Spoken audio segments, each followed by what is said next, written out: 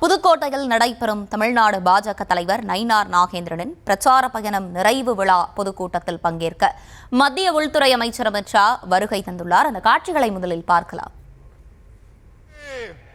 பாரத் மாதா கி, பாரத் மாதா கி. தயவு செய்து பின்னாடி இருக்கக்கூடியவங்க உடனடியாக ஒடியாங்க. அப்படியே காவல்துறை அந்த நடுவில் இருக்கக்கூடிய கேட்ட கூட திறந்து விடுங்க. தொடர்ந்து நம்முடைய தொண்டர்களை பொதுமக்களை உள்ள அனுப்பி வைக்குமாறு. கூடுதல் விவரங்களோடு இணைக்கிறார் நம்முடைய செய்தியாளர் பாக்கியராஜ். பாக்கியராஜ், வணக்கம். விவரங்களை வழங்கலாம்.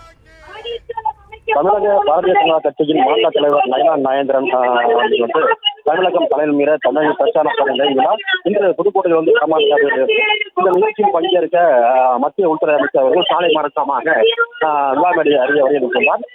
இதனைத் தொடர்ந்து விழாமேடைக்கு வருகிறார். நேரத்தில் அமித்ஷா அவர்கள் மேடைக்கு வர உள்ளார். இந்த கூட்டத்தில் மாநில தலைவர் நயினார் நாகேந்திரன், முன்னாள் மாநில தலைவர் அண்ணாமலை, தமிழக பாஜக பொறுப்பாளர் கோயில் உள்ளிட்ட பாஜக தலைவர்கள் கலந்து கொண்டனர். பிரமாண்டமாக நடைபெற்று வரும் கூட்டத்தில் பாஜக நிர்வாகிகள், தொண்டர்கள் என 30,000 மேற்பட்டோர் அமர்வையில் அந்த இருக்கையில் அமைக்கப்பட்டுள்ளது. முன்னிட்டு நேரத்தில் மத்திய உள்துறை அமைச்சர் மேடைக்கு வரையில் சிறப்புரை ஆற்ற உள்ளார்.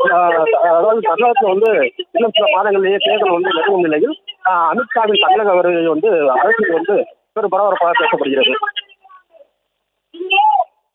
நம்முடைய தொண்டர்களை பொதுமக்களை உள்ள அனுப்பி வைக்குமாறு கேட்டுக்கொள்கின்றோம். பாரத் மாதா கி, பாரத் மாதா கி. வந்தே மாதரம், வந்தே மாதரம்.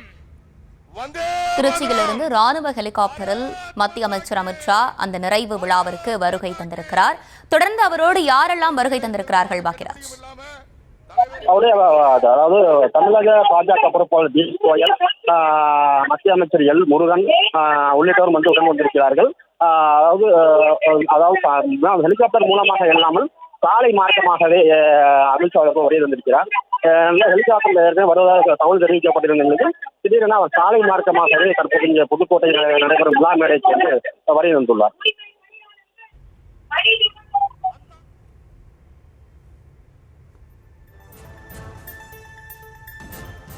விவரங்களை வழங்கியமைக்கு நன்றி பாக்கியராஜ்.